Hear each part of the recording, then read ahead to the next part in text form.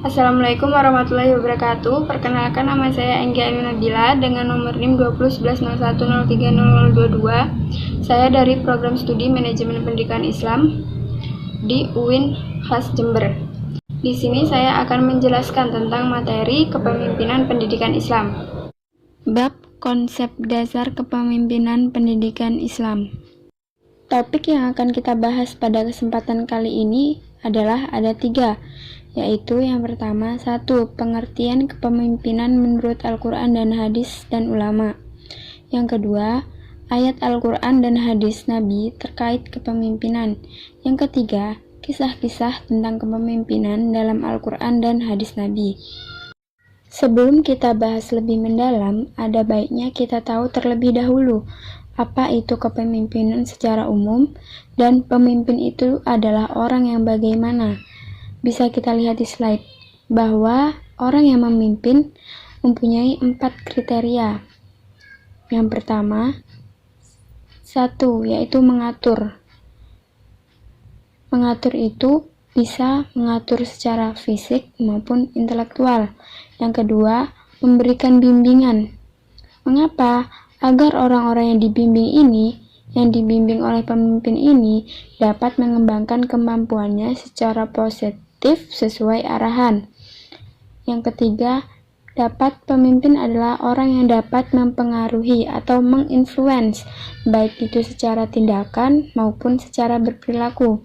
Yang keempat, pemimpin adalah orang yang mampu mencapai tujuan yang ditetapkan.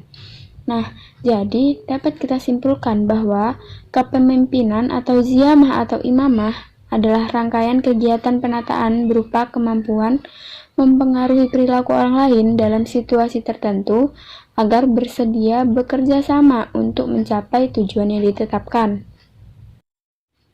Pengertian kepemimpinan menurut Al-Quran dan hadis dan ulama. Jika dilihat dalam kaitannya dengan ajaran agama Islam, kepemimpinan berarti kegiatan memimpin, mengarahkan dan menunjukkan jalan kepada Allah Subhanahu wa Ta'ala. Kegiatan ini bertujuan untuk menanamkan kemampuan mereka sendiri ke dalam lingkungan orang-orang yang memimpin dalam upaya untuk mencapai Allah Subhanahu wa Ta'ala dalam hidupnya di dunia maupun di akhirat.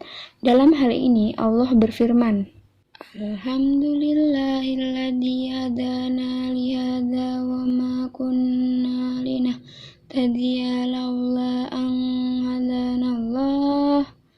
Firman Allah di atas jelas bahwa untuk sampai ke jalan yang Allah Subhanahu wa Ta'ala membutuhkan para pemimpin yang akan menjalankan kepemimpinan sesuai dengan instruknya.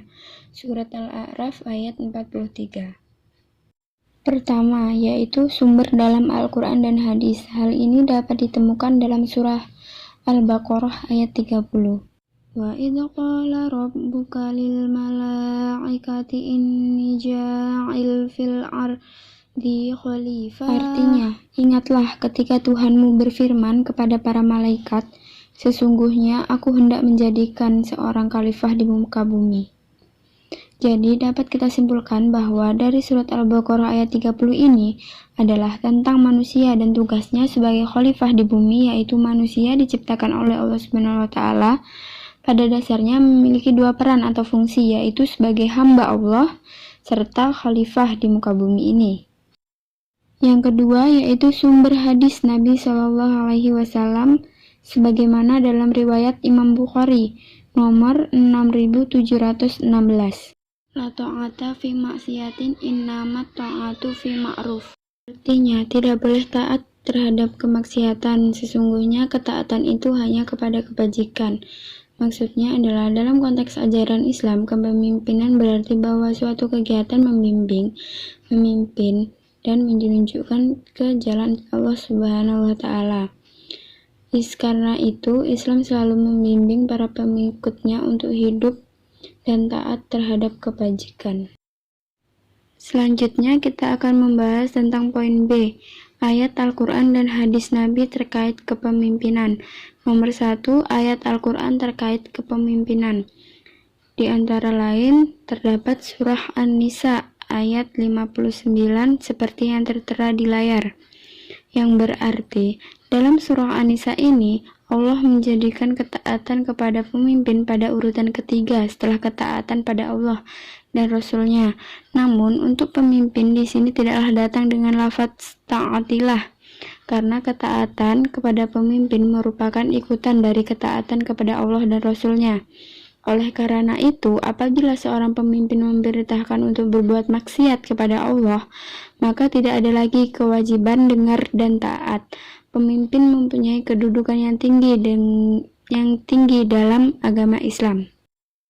Lalu ada surah An-Nur ayat ke-55 yang berarti, dan Allah telah berjanji kepada orang-orang yang beriman di antara kamu dan mengerjakan amal-amal yang soleh, bahwa Dia sungguh-sungguh akan menjadikan mereka berkuasa di muka bumi, sebagaimana Dia telah menjadikan orang-orang sebelum mereka berkuasa.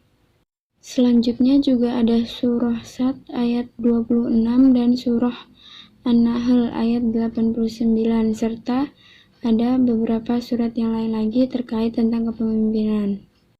Yang kedua, ada hadis Nabi terkait kepemimpinan. Yang hadisnya sudah ada tertera di layar, yang berarti setiap kalian adalah pemimpin, dan setiap kalian akan dimintai pertanggungjawaban terhadap yang dipimpinnya. Seorang amir adalah pemimpin, seorang suami juga pemimpin atas keluarganya, seorang wanita juga pemimpin atas rumah suaminya dan anak-anaknya. Maka setiap kalian adalah pemimpin dan setiap kalian akan dimintai pertanggungjawaban atas yang dipimpinnya. Hadis riwayat Bukhari nomor 844. Yang dapat kita uraikan itu menjadi pemimpin yang ideal yang memiliki pemimpin Islam adalah hasrat untuk semua orang, karena pemimpin ini akan membawa organisasi, pendiri, tanah, ibu, dan oleh karena itu pemimpin mutlak diperlukan untuk kebaikan rakyat. Yang selanjutnya yaitu ada poin C, kisah-kisah tentang kepemimpinan dalam Al-Quran dan hadis Nabi. Yang pertama kita ada kisah Nabi Nuh. Al-Quran menyebut kata Nuh sebanyak 43 kali dalam 43 ayat.